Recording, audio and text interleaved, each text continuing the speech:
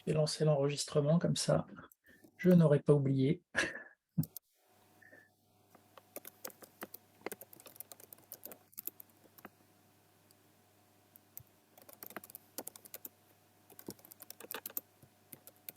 Hop.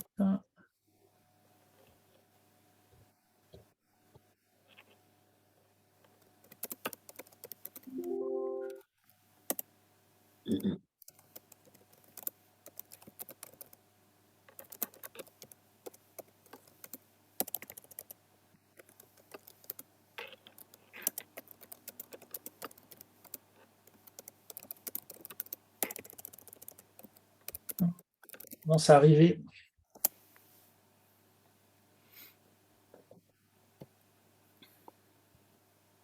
Bonjour. Bonjour.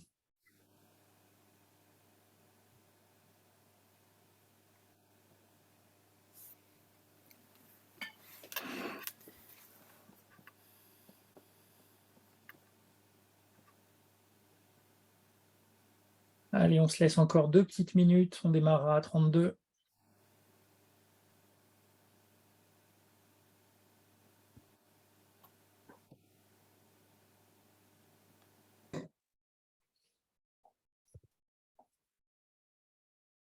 En attendant, je vais vous mettre un lien, enfin un document dans le chat, si vous pouvez déjà le télécharger en local. On l'utilisera pendant notre atelier tout à l'heure. Il est en train de se télécharger. Bon, c'est pas la peine de l'ouvrir tout de suite, mais téléchargez-le, comme ça il sera déjà sur votre poste.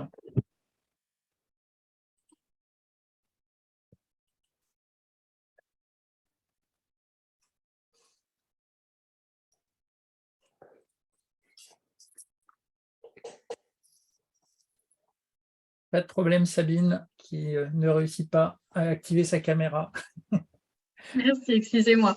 Il n'y a pas de souci, ça arrive. Mais j'ai pas de chance avec Zoom, c'est comme ça depuis le début.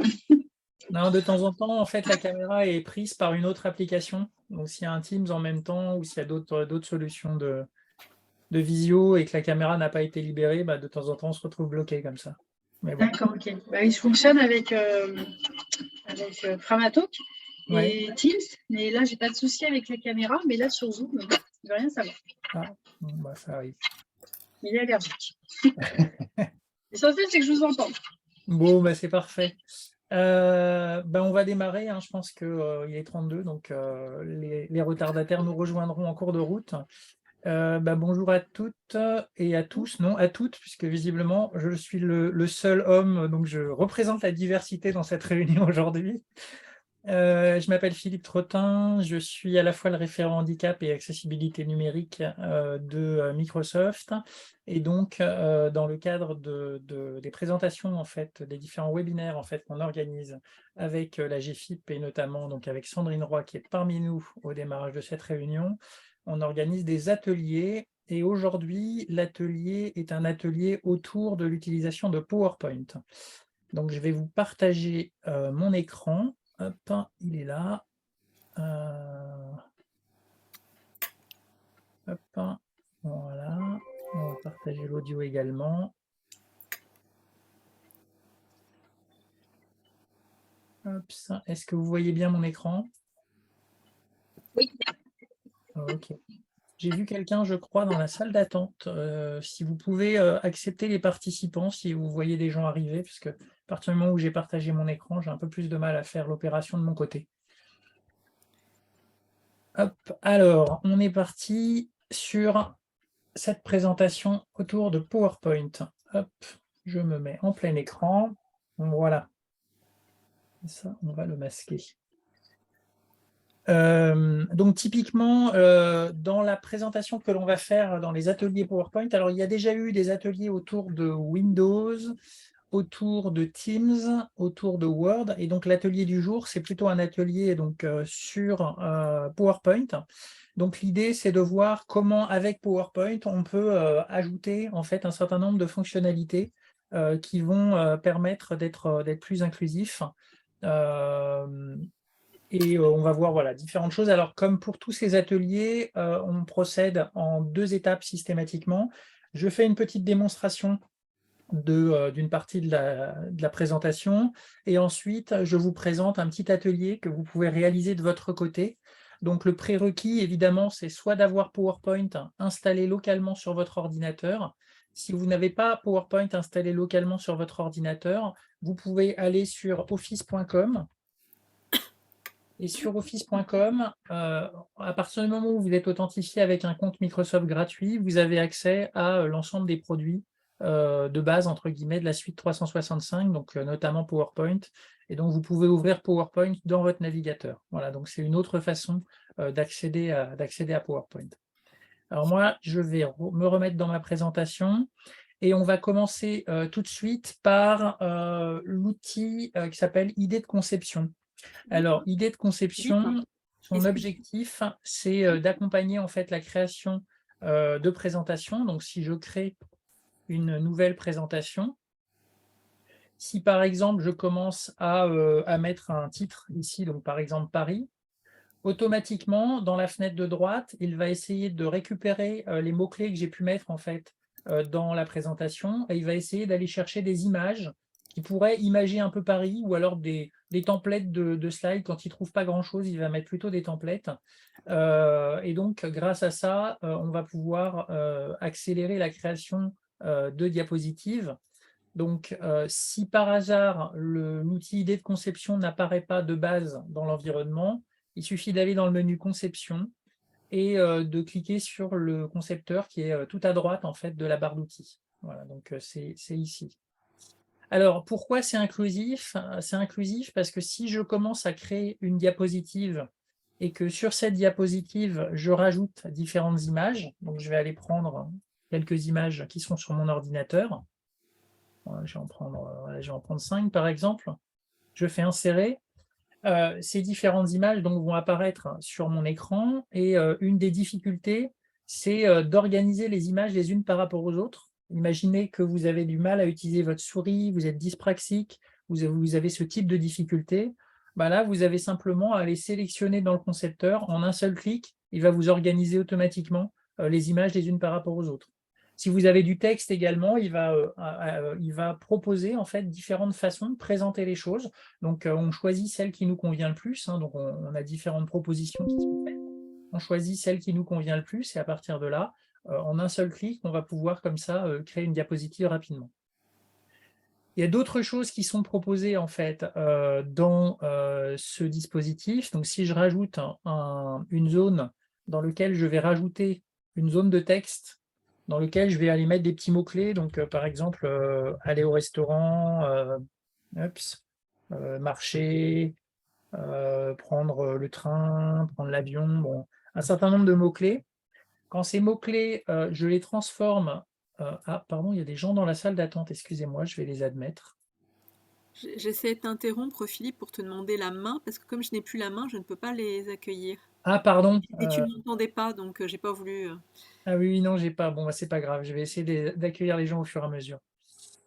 Donc, par rapport en fait à une liste, si je transforme ça en liste à puces, par exemple, ce que je fais ici, et que mon outil idée de conception pardon, est affiché, automatiquement, il va être capable d'aller chercher des petits pictogrammes pour venir agrémenter les différents mots-clés que j'ai pu mettre. Et donc là, globalement, on va être plus inclusif dans sa présentation puisque le simple fait de pouvoir ajouter un pictogramme associé à un texte, ça permet d'avoir une lecture plus facile pour c'est un peu basé sur le même principe que le facile à lire et à comprendre.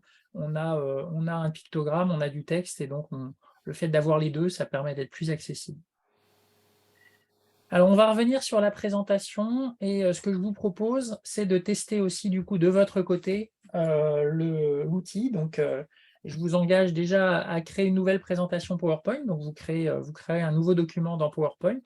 Donc, soit dans la version installée localement, soit sur office.com en ayant ouvert PowerPoint, comme je l'ai montré en début de présentation. Changez par exemple le titre qui apparaît sur votre diapositive de base et regardez des propositions dans l'idée de conception. Donc évidemment, il faut que le titre, ça soit un titre qui contienne un vocabulaire qui puisse permettre à l'outil d'aller faire une recherche sur Internet et d'aller chercher des images associées. Donc il ne faut pas que ça soit un nom propre, enfin si éventuellement un nom propre, ça pourrait marcher. Mais bon, faites des tests et regardez ce que ça peut donner. Et après, essayez dans une nouvelle diapositive d'ajouter une zone de liste, d'ajouter du texte. Alors moi, j'ai pris par exemple bateau, vélo, camion, avion, mais vous pouvez mettre ce que vous voulez. Et puis, regardez si l'outil idée de conception vous propose des pictogrammes associés à ces mots. N'hésitez pas à interagir hein, si vous avez des questions, des remarques. Est-ce que tout le monde réussit en fait à faire ça?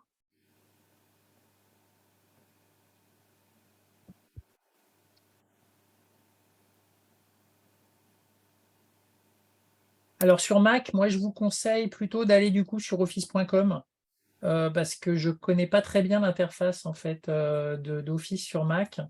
Donc prenez la version office.com, vous allez retrouver facilement l'outil. Je pense qu'il existe aussi sur Mac, mais pour tout vous dire, Marion, j'ai pas fait, j'ai pas de Mac et j'ai pas pu faire de test.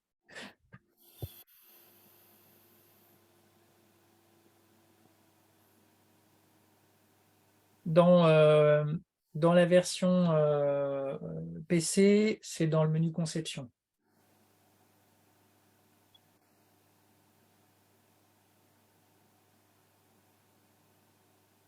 Est-ce que vous avez réussi à créer une zone de liste? N'hésitez pas à activer vos micros hein, et à échanger avec moi. Ouais, pour moi, personnellement, ça fonctionne très bien. Je suis sur Mac, du coup, pour répondre en même temps à Marion. Et je sais que moi, la version Mac, j'ai arrêté de l'utiliser parce que ça faisait carrément planter l'ordinateur.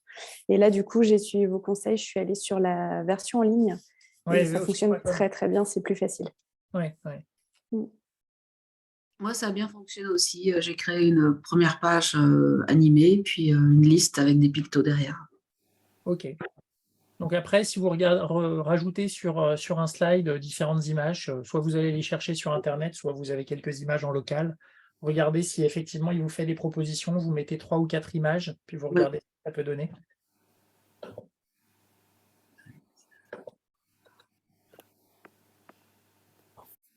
OK. Bon, si vous avez déjà réussi à faire ça, on va avancer, hein, puisque on a quand même pas mal d'autres choses à voir. Alors, quand on est dans PowerPoint, on a tout un tas de bibliothèques d'icônes, d'objets, etc. Donc, celles qui apparaissent sur la présentation que j'ai créée tout à l'heure, donc ces icônes-là, en fait, ce sont des icônes qui sont présentes dans le menu Insertion. On a ici Icônes. Et donc, quand on clique dessus, on a des bibliothèques d'objets à disposition. Donc, on peut filtrer donc, soit par famille, hein, donc, par exemple les voyages, l'habillement, etc. On peut taper aussi des mots-clés. Donc, si je tape les personnes, par exemple, je vais avoir toutes les personnes, enfin toutes les images qui correspondent à des personnes. On a aussi à l'intérieur de cette bibliothèque justement des vignettes de personnes. Donc, on peut les classer. Donc, aller se dire, bah, voilà, moi, je vais prendre une personne particulière qui va me permettre d'imager mes slides. Donc, il y a plein de personnages différents qui ont été créés et qui peuvent vous permettre de faire ça. Vous avez aussi des autocollants, vous avez des petites vidéos. Donc, tout ça, c'est libre de droit. Donc, vous pouvez les insérer sans problème sur vos présentations, les illustrations, voire même des personnages de dessins animés. Donc, ça vous permet quelque part de pouvoir avoir des présentations un peu plus vivantes. Alors attention, à partir du moment où vous mettez des images sur des diapositives, bien entendu, va se poser la question de savoir comment on rend accessible cette présentation, et c'est un des sujets qu'on va adresser par la suite. Mais je vous invite à aller ouvrir en fait cette bibliothèque, donc dans le menu Insertion, Icônes, et aller regarder ce qui est proposé. Alors, l'idée, c'est pour ça que le lien avec la notion d'accessibilité est la suivante. Si vous avez une phrase, par exemple, allumer la lumière dans la maison en appuyant sur le bouton, en facile à lire et à comprendre, vous pourriez avoir quelque chose qui ressemble à ça. Appuyer sur le bouton pour allumer dans la maison. Donc une phrase plus simple, mais une phrase qui est aussi imagée avec un certain nombre de pictogrammes qui permettent de mieux comprendre en fait les mots-clés. Donc, ce n'est pas du Falc à proprement parler, parce que pour que ça soit du Falc, il aurait fallu qu'il y ait une personne qui ait une déficience mentale qui valide le fait que, pour simplifier cette phrase, on aurait cette phrase appuyée sur le bouton pour allumer dans la maison. Moi, j'ai intuité que c'était plus simple, mais si on veut rester réellement dans la philosophie Falk, il faut obligatoirement que ça soit validé par des personnes concernées. Voilà. Donc, grâce à ça, vous pouvez quand même créer des présentations qui sont visuellement plus accessibles. Donc, bon, je pense que vous n'avez pas eu de problème à accéder aux icônes. Tout le monde a réussi. Oui. Alors, la chose qui est aussi intéressante, c'est que donc, ce sont des icônes, mais si je vais aller rajouter, par exemple, n'importe quelle icône, voilà, je vais prendre, par exemple, je sais pas, celui-là. Dans la mesure où c'est un icône, donc j'ai la possibilité, en fait, de changer sa couleur. Tout est vectoriel, donc je peux, sans problème, aller changer la couleur associée pour coller à ma charte graphique ou pour coller à la couleur qui m'intéresse le plus, pour m'assurer que j'ai suffisamment de contraste, etc., etc. Donc, vous pouvez faire ça sans souci. Alors, on va avancer encore. Hop. Et donc, l'objectif, c'est de voir finalement maintenant comment on crée une présentation inclusive. Donc, quand on crée une présentation inclusive, on a finalement deux choses à adresser. Petit 1, comment on crée le contenu, donc comment la présentation en elle-même est accessible, et ensuite comment on présente le contenu. On va commencer par regarder comment on crée le contenu. Et donc pour ça, je vous invite alors je vais aller récupérer le fil de discussion qui est là, et je vais remettre à ceux qui sont arrivés entre-temps la présentation que j'avais mis à ceux qui sont arrivés un peu en avance, que je vous invite à télécharger de votre côté. Voilà, donc là, téléchargez cette présentation de votre côté. Je vais la copier sur mon bureau, moi, de mon côté, et je vais l'ouvrir. Donc, je la copie sur mon bureau et je l'ouvre. Alors, l'idée, c'est d'essayer de voir comment on rend accessible une présentation. Alors, comment on fait? On a, dans le menu Révision, on a un outil qui s'appelle Vérifier l'accessibilité. Donc, je vais cliquer dessus. Il va me donner un certain nombre de recommandations pour rendre accessible ma présentation. Donc, je vais aller les suivre les unes après les autres. Donc, dans un premier temps, il me dit qu'il y a un texte de remplacement qui est manquant.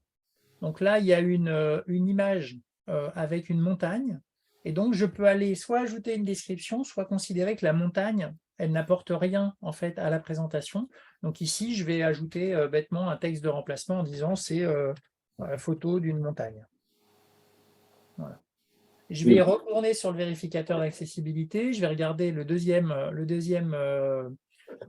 texte de remplacement manquant, et de la même façon, je vais rajouter une description et je vais dire mes activités, je vais mettre skier, marcher, patiner, par exemple. Je continue sur les différentes erreurs d'accessibilité. Donc, il me dit sur la diapositive 2, je n'ai pas de titre.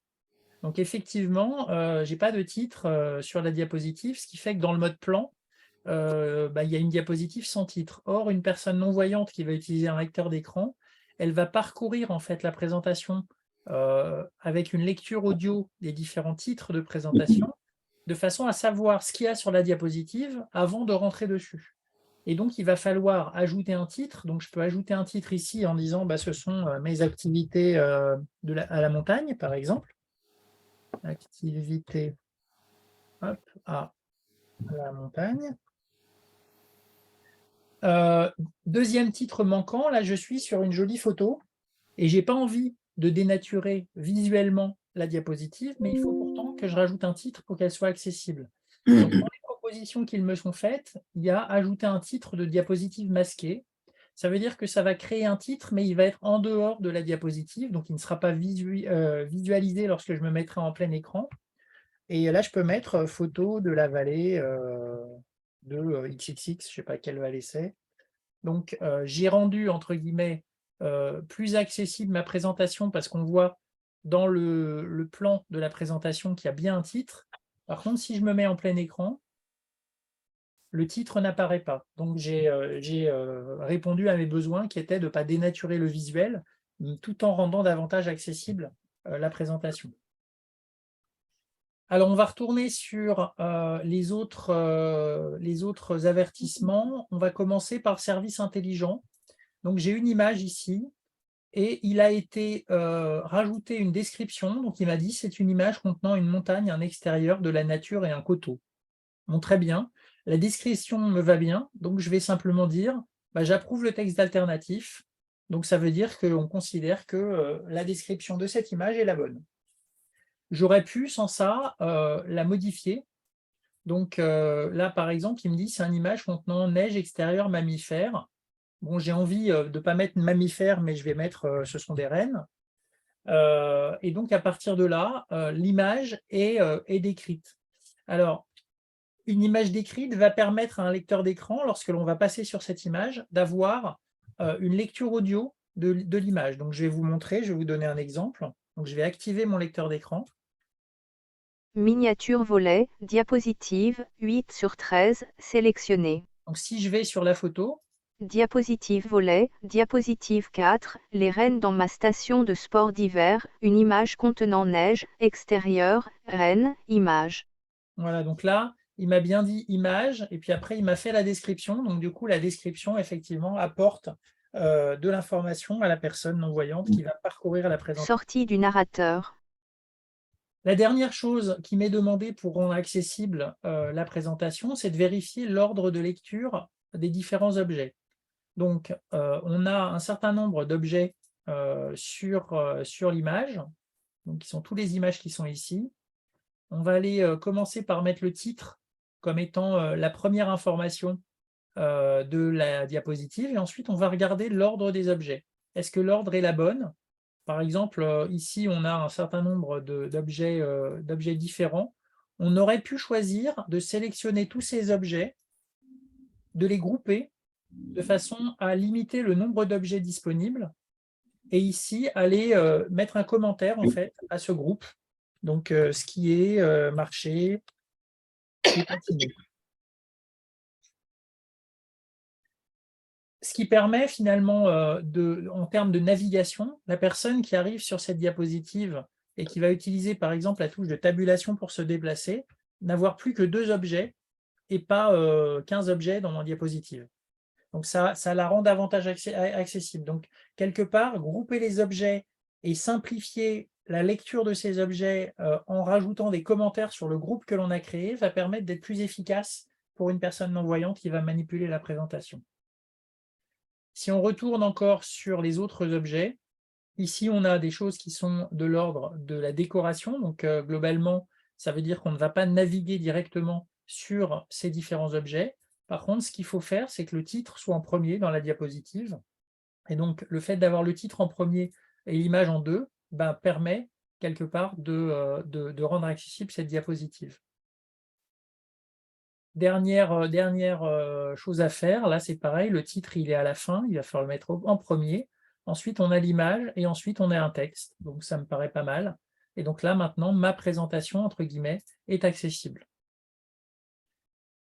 Alors, je vous invite à essayer de faire la même chose de votre côté. Alors, vous n'aurez peut-être pas l'opportunité ou la facilité à le faire rapidement, mais essayez déjà d'ouvrir dans le menu révision le vérificateur d'accessibilité et essayez de commencer à corriger, et n'hésitez pas à prendre la parole et à me poser des questions parce que c'est la partie qui est probablement la plus compliquée dans la création de présentation. Est-ce que vous réussissez toutes et tous à activer le vérificateur d'accessibilité déjà? Oui, très bien. Oui, c'est bon, j'y suis. C'est bon?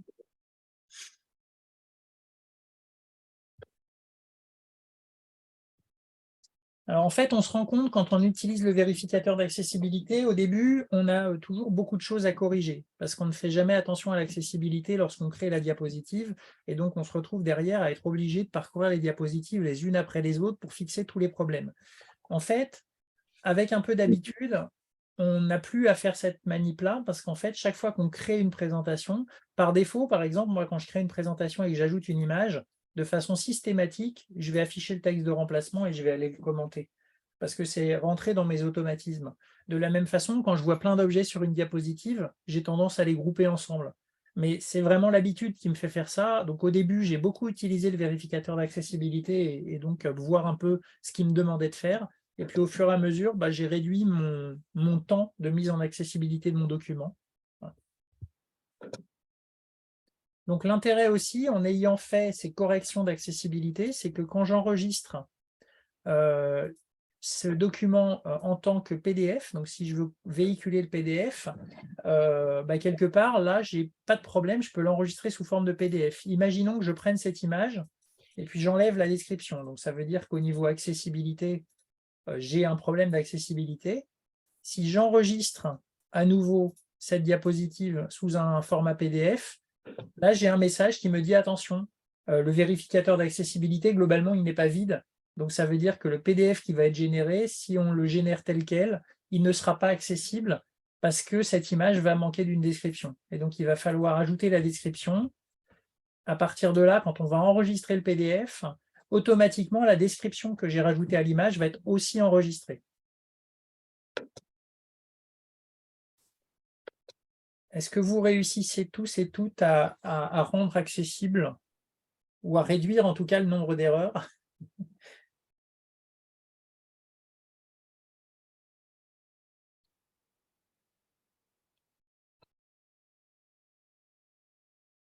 Ça va, c'est facile pour tout le monde?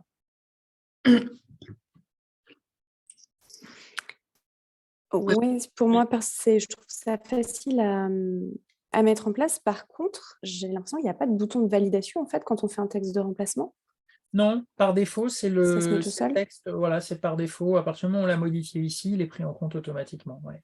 D'accord, ok. On passe au suivant et en fait, ça s'enregistre. Exactement, ouais, tout à fait. Ok, Ouais. Si merci. on a là, par exemple, photo d'une montagne, je l'ai fait manuellement. Si on veut que ce soit le système qui aille décrire l'image, on a aussi un bouton « Générer du texte de remplacement pour moi ».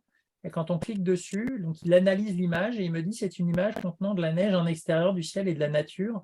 Et c'est une description qui a été générée automatiquement par de l'intelligence artificielle. Et donc, pour pouvoir la valider dans ces conditions... Je l'ai testé aussi, mais il y a des choses qui ne sont pas toujours correctes. J'avais une image avec des boutons, il m'a proposé des assiettes colorées. Ouais. Alors, ça risque de s'améliorer avec le temps parce qu'au début, on avait, ça marchait vraiment pas du tout. Là, ça commence à marcher un peu sur certaines images. Et c'est vraiment avec les progrès de l'intelligence artificielle qu'on va aller vers davantage de textes bien décrits. C'est la même chose quand on est dans Word et qu'on rajoute une image. Hein. Il va aussi faire la même manip. Ouais. On va s'arrêter là pour cette partie. Donc, vous pourrez continuer. Je vais continuer la présentation parce qu'on a quelques petits sujets à voir. Et donc, les sujets, ce sont, une fois que j'ai finalement créé cette présentation, que cette présentation est accessible, on a un certain nombre de règles pour présenter ce contenu de façon inclusive. Donc déjà, le fait de rendre accessible son contenu, donc c'est l'étape qu'on vient de réaliser. Ensuite, on a aussi le fait, si on fait des présentations à distance, le fait de présenter de façon inclusive. Alors ça vient beaucoup des Américains. J'aurais pu dire, par exemple, lors d'une présentation, je m'appelle Philippe Trottin, j'ai les cheveux gris, je porte des lunettes, j'ai une 50aine d'années et je suis en charge de l'accessibilité et du handicap chez Microsoft. Le simple fait de se décrire, imaginez que dans l'auditoire, vous avez des personnes qui sont non-voyantes, elles n'oseront jamais vous demander à quoi vous ressemblez. Donc le fait de se décrire un peu, ça peut permettre aussi un peu de casser la glace et d'être plus inclusif. Alors évidemment, on ne va pas le faire à chaque présentation, mais si c'est une première séance, par exemple, avec des apprenants, ça peut être intéressant de le faire. Le fait de parler clairement et distinctement, bon là je l'apprends à personne, hein, évidemment, c'est important. C'est important aussi d'expliquer ces diapositives. C'est-à-dire, si je change de diapositive, il faut dire maintenant, je vais vous faire une démonstration de comment présenter de façon inclusive les présentations avec du sous-titrage. Donc, voilà un exemple de comment j'explique, parce que la personne, on ne va pas présupposer le fait qu'elle voit que j'ai changé de diapositive. Et le fait, bien entendu, d'être ouvert aux questions, puisque quelque part, inviter les gens à poser des questions, ça permet aussi d'être plus accessible vis-à-vis des participants. Donc, il faut absolument les solliciter régulièrement pour être certain qu'ils ont bien compris, ils ont bien incorporé finalement tout ce que vous vouliez leur transmettre. Voilà. Ça, c'est assez important. Justement, sur la partie inclusion, on a aussi dans l'environnement PowerPoint la possibilité d'activer du sous-titrage. Donc, le sous-titrage existe dans Teams, mais il existe aussi dans PowerPoint. Et donc, je vais vous montrer comment on fait. Donc, on va aller simplement dans l'onglet Diaporama. On s'assure que l'on a coché la case « Utiliser les sous-titres ». Et dans les paramètres qu'il faut aller modifier, on peut modifier la langue dans laquelle on va parler. Donc ça, c'est la personne qui fait la présentation, en l'occurrence ici, va parler en français. Spécifier la langue pour les sous-titrages. Donc là, j'ai mis aussi le français. Choisir le micro que l'on utilise. Si on a plusieurs micros, il faut choisir celui qui est le plus efficace en termes de qualité de réception de l'information, parce que plus le micro va être bon et plus le sous-titrage va être de qualité. Et puis après, indiquer à quel endroit on veut afficher les sous-titres. Donc, est-ce qu'on les veut en mode superposé ou est-ce qu'on les veut sous ou sur la diapositive? À partir du moment où on a fait ça, si on se met en plein écran, donc là, globalement, je suis en train de parler et j'ai un sous-titrage qui va apparaître sans problème sous ma diapositive. Si je souhaite, par exemple, changer mon sous-titrage parce que j'ai des apprenants qui ne parlent pas français et qui ont besoin, par exemple, d'anglais, donc là, je vais toujours faire ma présentation en français, mais cette fois-ci, j'ai un sous-titrage qui va apparaître en anglais. Donc, il va permettre à une personne qui est non francophone, globalement, de pouvoir disposer d'un sous-titre pour l'aider à mieux comprendre ce que je suis en train de dire. Évidemment, on peut le faire en sens inverse. Alors, j'ai choisi français et anglais parce que c'est des langues que je maîtrise. Imaginons que je fasse, par exemple, une présentation en anglais avec un sous-titrage en français. So now I am doing a presentation in English, and as you see, you have the subtitle in French. So it's also an inclusive way of doing my presentation, just adding subtitle in French. Voilà. Donc là, voilà, vous pouvez jouer avec ça par rapport à l'auditoire, en tout cas, que vous avez. Donc, je vous invite à essayer de jouer un petit peu avec.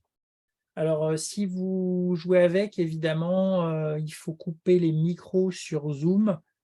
Ensuite, regardez ce que ça peut donner chez vous en local. Donc, en changeant la langue d'affichage des sous-titres, par exemple. Vérifiez bien que votre langue parlée correspond bien à la langue que vous utilisez pendant votre présentation. J'ai une question. Oui. Est-ce que c'est disponible dans la version gratuite en ligne? Oui, alors en ligne, je vous le montre tout de suite. Donc, on va aller sur office.com. Donc là, je suis sur la version online. Je vais par exemple créer mon slide. Je vais aller dans Diaporama. Ça s'appelle utiliser les sous-titres ici. Donc, langue parlée, français, langue de sous-titres, français. En dessous de la diapositive, je me mets en plein écran. Et donc, à partir de là, je vais pouvoir… Alors, les sous-titres n'apparaissent pas parce que je pense qu'il faut… Oui, c'est du paramétrage. Je n'ai pas tout ce menu-là, moi, dans ma partie en ligne. Sur votre partie en ligne, vous n'avez pas la même version? Quand je suis dans le menu diaporama, j'ai que 2 onglets à gauche, c'est la lecture à partir du début ou à partir de la diapositive actuelle. Et après, je n'ai pas de sous-menu. Ah, est-ce que vous êtes authentifié avec un compte qui a… Ah oui. Je ne sais pas. C'est pour ça que je vous posais la question, parce que je ne suis pas sûre d'avoir tous les Vous êtes accès connecté avec nécessaires. votre compte, un compte de travail ou un compte personnel? Non, c'est un compte de travail, mais qu'on utilise assez peu. En fait, on l'avait créé justement pour pouvoir utiliser Teams ponctuellement. Mais je ne suis pas sûre. Alors, je vais me mettre sur mon compte personnel pour voir si j'ai la même chose. Office.com. Parce qu'en plus, je trouve que les versions en ligne sont vraiment pratiques. J'avais fait l'atelier sur Word il y a 15 jours. Et c'est vrai que je voyais la différence entre quand on a un logiciel qui n'est pas à jour en fait, en local, c'est sympa d'avoir les accès en ligne parce que c'est plus facile. Ouais. Vous avez raison, sur la version vraiment gratuite, on n'a pas voilà, j'ai ça, la même chose. Ouais. En fait, moi, sur la version payante, donc celle qui a un abonnement Office 365, j'ai effectivement le sous-titrage, mais quand je suis connecté avec mon compte personnel, donc mon compte Hotmail, là, j'ai pas le sous-titrage qui apparaît. Donc effectivement, ça doit être une limitation. Ok. Alors que si je me reconnecte avec mon compte Microsoft ici, hop,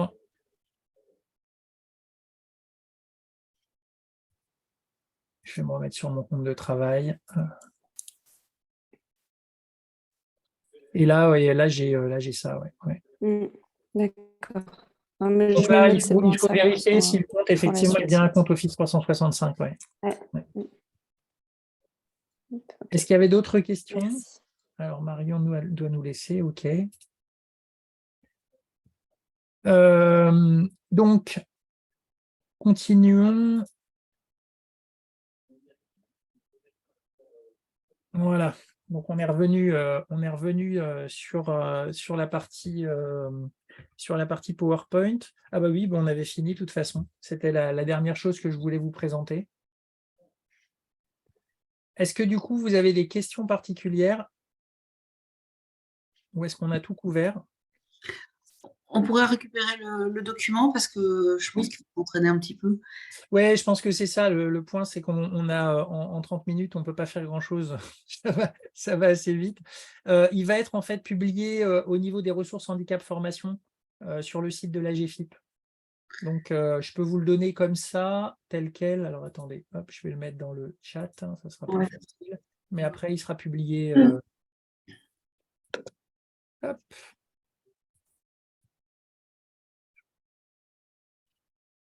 Allez, ah oui.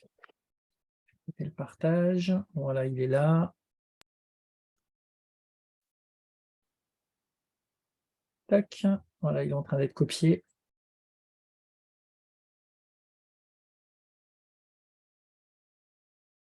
C'est chose faite, normalement, ça doit arriver chez tout le monde. Vous le voyez bien? Ouais, c'est bien Ok. arrivé, ouais. Ouais. Donc la partie qui pour moi est la plus importante, hein, c'est vraiment le côté à la fois rendre accessible une présentation, parce que le fait est qu'il y a finalement très peu de personnes qui rendent accessible leur contenu aujourd'hui, et c'est malheureux parce que du coup, quand on regarde une personne qui est malvoyante ou non-voyante et qui utilise un lecteur d'écran, c'est une vraie peine pour ces utilisateurs-là. Pareil, utilisez le vérificateur d'accessibilité avant d'aller créer vos PDF. Si vous créez des PDF, ça vous permettra d'être plus accessible aussi dans vos PDF. Alors, on peut aussi, dans l'outil d'Adobe, on a aussi des fonctions qui permettent de vérifier l'accessibilité, mais qui sont un petit peu moins riches. Donc, ça dépend un peu de si vous éditez directement votre PDF ou si vous passez par Office pour créer vos PDF. Voilà. Et s'il n'y a pas de questions, moi j'avais...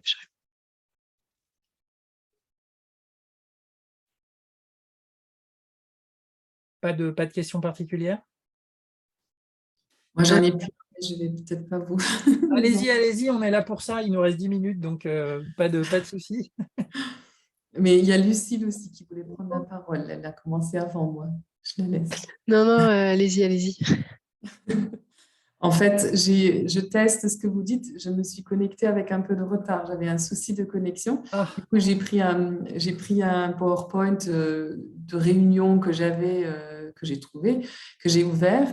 Et en fait, on a un masque pour ce PowerPoint qu'on reproduit pour les réunions en interne. Et je me rends compte que il y a plein d'éléments. C'est marqué trait, rond, enfin je sais plus, cercle, etc. Donc vous avez expliqué qu'il faut regrouper les éléments pour en avoir moins. Mais du coup, est-ce qu'il y a quelque chose que je peux faire avec un masque? Dans l'idéal, il faut que les services de communication qui vous fournissent des templates de documents rendent accessibles leurs templates. En fait, bien souvent, c'est le problème, c'est qu'on vous fournit un truc qui les gens ne pensent pas du tout à accessibilité. Donc moi, je me bats aussi avec tous les services de com ou de marketing qui font des templates de présentation parce que souvent, il y a des problèmes de contraste, il y a des problèmes de gros groupements d'objets, on se retrouve avec des templates qui sont biscornus, donc après, pour rendre accessibles les documents, c'est d'autant plus compliqué. Pour moi, un template qui fonctionne bien, c'est un template extrêmement minimaliste. Dès qu'on commence à avoir des templates avec des choses dans tous les sens, forcément, c'est pas accessible. Ouais. Mais donc, on peut faire ces démarches aussi sur le template. Oui, on peut rendre accessible aussi le template, oui, tout à fait. Donc, normalement, l'idéal, c'est de rendre accessible ce template et après de s'assurer que tout le monde utilise bien ce template accessible, entre guillemets. Oui, ok, merci. Voilà, je vous en prie. Est-ce qu'il y a d'autres questions? Pas d'autres questions, c'était très fluide et très compréhensible pour tout le monde. Donc, vous allez toutes créer des présentations PowerPoint accessibles à partir de demain, c'est ça? Ouais. Ouais, on va essayer, on va faire en sorte de bien intégrer, mais effectivement, moi, c'est pareil, hein, sur la charte graphique, les documents arrivent en étant déjà pas adaptés, en fait. C'est du coup influencer les personnes qui créent les chartes graphiques pour essayer effectivement d'être plus accessible. Oui, parce que effectivement, ça peut être un vrai souci. Alors, il y a un petit sujet aussi, je pourrais vous repartager, je vais vous repartager mon écran rapidement. Il y a une nouveauté aussi qui est arrivée. Alors, je ne sais pas si vous l'avez déjà sur vos versions, mais vous avez aussi la possibilité, en fait, dans des présentations, d'ajouter un caméo. Alors, je vais vous montrer à quoi ça ressemble. On va lui mettre une forme ronde, par exemple, et on va l'activer. En fait, un caméo, c'est rien d'autre qu'un objet multimédia qu'on peut rajouter sur une diapositive. Ce qui veut dire que quand je suis en plein écran sur ma diapositive, je continue à être visible. Alors que pourtant, les gens vont peut-être n'avoir que l'écran avec la présentation. Et il faut savoir qu'une personne qui a besoin de pouvoir faire de la lecture labiale, elle a besoin de voir mes lèvres. Et donc, si elle est en train de regarder l'écran, elle ne voit pas en fait mon visage, alors que là, elle peut le faire grâce en fait à cette caméra. Donc, vous pouvez très bien à un moment donné vous dire, tiens, moi je vais créer ce caméo, je vais le mettre en haut de mes diapositives, et puis après je vais aller le copier-coller sur mes différentes diapositives. Et du coup, je vais vous montrer ce que ça peut donner. Hop. Donc là, par exemple, je passe sur la diapositive suivante, la personne, elle continue à me voir, quoi. Donc, ça peut être pratique d'avoir ce type de présentation avec le visuel de la personne qui est en train de présenter. Voilà. C'était un petit tips au passage.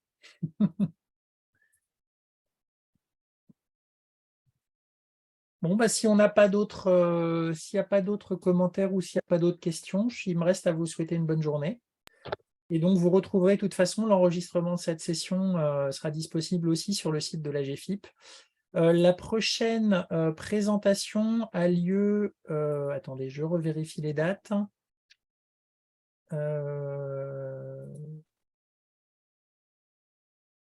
Hop. Je crois que c'est le 21, c'est ça.